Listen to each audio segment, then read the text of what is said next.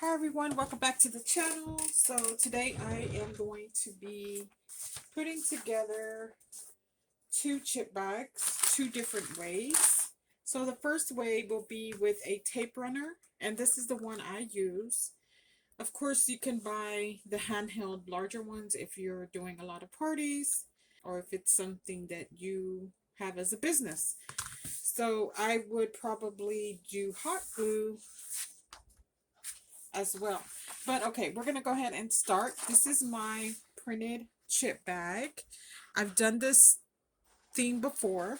So what I'm gonna do is I'm gonna start by folding where the two patterns meet. And this is printed on the Glossy chip bag paper I have in my Etsy shop. I will have the link below so that you can get some for yourself.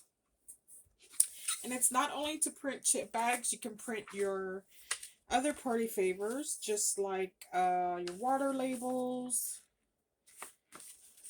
bag tags, and all that kind of stuff. Gatorade labels, anything you want to have a glossy finish.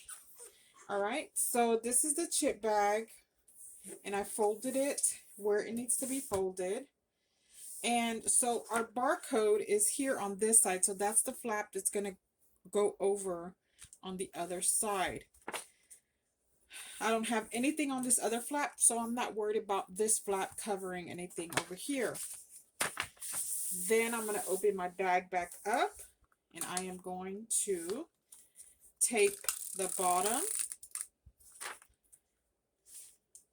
tape the top, and then tape the one side I have that I'm going to overlay to the other side, so which is going to be this one.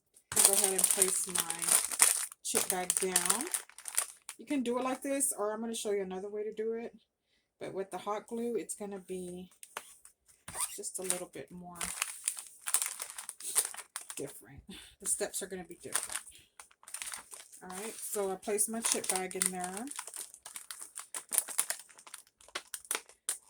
I'm not worried about it lining up too perfectly because I lay down the backing, because I'm going to go back and trim top and bottom. And there it is. Chip bag is assembled. You can also fill these with the cookies, the famous Amos cookies. If you can find the one, maybe 1 to 2 ounces is probably going to fit in here. Because that's what these chip bags were made for this party. So I'm going to go ahead and trim the top and bottom where it is white. Make sure my bag is staying sealed.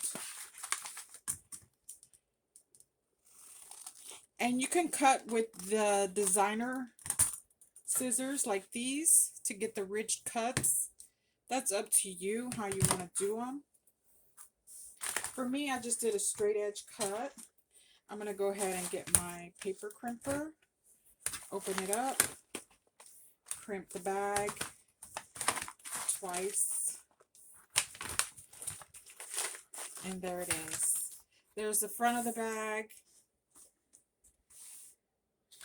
There's the back of the bag. I created this in the Silhouette software, but I do now have a Canva template that is pretty simple to use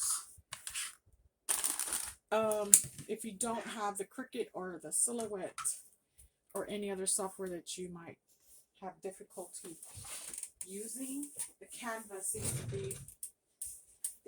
is really easy to use. Alright, so I am going to get my hot glue. So the Canva will be easy to use. So I'm going to move this bag right over here just really quickly. Alright, so now I am going to work with the second chip bag, and I'm going to use glue, hot glue.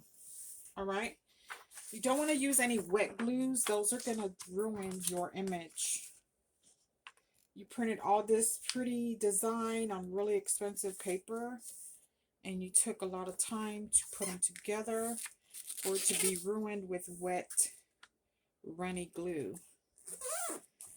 All right, so I'm going to fold where the two patterns meet, just like the other one. And if you have a one solid background, let's say the whole background was this guy all the way around, I would suggest printing a template of the chip bag to where it has the folds, to where you could see, and just use that as a stencil or a template to make your folds. And I've done that in a previous video to show you how I did that. I think it's the Sweet 16 video. All right, so here's our folded template, front and back. I'm not worried about these white lines up here. I'm going to cut those off. All right, so for this one, hold on, let me fix this piece right here. For this one, this flap is going on this side. It's flapping over this way, just like the other one did. So for my hot glue, I like to start differently. I like to start with gluing the flap, the back flap that's going to go over first. My hand is not steady. In case the glue seeps out onto the bag in the inside, I'm going to have to pop that open really quickly, just so that it's not sticking there. Make sure that doesn't happen. If it does, just try to do your best and get in there to pop it open really quickly. So now we have a sleeve. Here's our sleeve, our chip bag sleeve, okay? So now I'm going to do the same thing to the bottom. And I could see kind of where this border is. I don't want to glue too close to the white line because that's going to end up coming off when I trim it with my scissors. So I'm going to get right where that border, that green glitter border is at. Seal it. Some people like hot glue, some people like the tape runner. I'm liking both. It's just your preference on what you're willing to spend to have these bags closed, and how many you're doing at a time. That works best. That works best for you. Okay, now we have a pocket. Here's our pocket. Now I'm gonna get my chip bags. The 1 ounce chip bag. Actually, yeah, 1 ounce. 1 ounce chip bags going into our baggie here. So I get asked if this chip bag, if this paper is good quality, if it prints good, if you're following the correct settings, and if you're using high digital prints such as these, you're gonna get a fabulous, flawless print all the time. If you're using low quality photos, low quality fonts, low quality digitals, low quality backgrounds, you're gonna get all that blurriness that that doesn't look good on the finished designs. So just make sure your DPI are very high and the quality is high quality images all the time. Even your photos, even if a photo of your child or anything like that, you can see how great these print out on the bag, on the glossy paper. These were Google searches, so it is kind of hard to find a good Google search at times.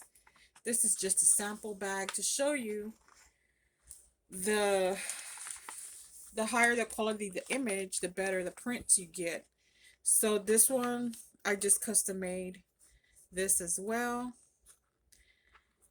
James Story 4. So every time you could change the name to that. Alright, I'm going to go ahead and now glue once again kind of where the border of the green is at. Not where the white is, because we're going to end up trimming that, and you don't want to trim that off and it open. You don't want to trim off where the glue is actually holding the bag closed and it open on you. And then you'll have to re-glue it. Okay, that's good. So here is the bag assembled. Now I am going to trim the top and bottom white border, which I prefer to trim to give it a finished, clean look. Try not to leave the border. I mean, it looks much cleaner and finished when you trim it. It is an extra step unless when you print, to bring it to the full page print. Either way, you're still going to have to trim sometimes because not all your folds are going to close perfectly. They're not going to be perfect all the time. You might have a little crooked line somewhere or something. You know, we're human. It's not going to be perfect all the time. And there it is. There's the second bag already assembled. Now, one tip I can give you, and I should have done, was paper crimp it before I added the hot glue. Because what tends to happen sometimes is that the hot glue, it gets hard. Let's try it. Yeah. So I should have paper crimped these before I added the hot glue. But just as a reminder, keep that in mind for your next assembly. The glue under there gets hard and it might be hard to roll, and then your paper wants to mold to the hot glue that's already there, that's hardened, and it could possibly tear your bag. It didn't happen here, but I see that it started to here, so be super careful about that. And paper crimp before.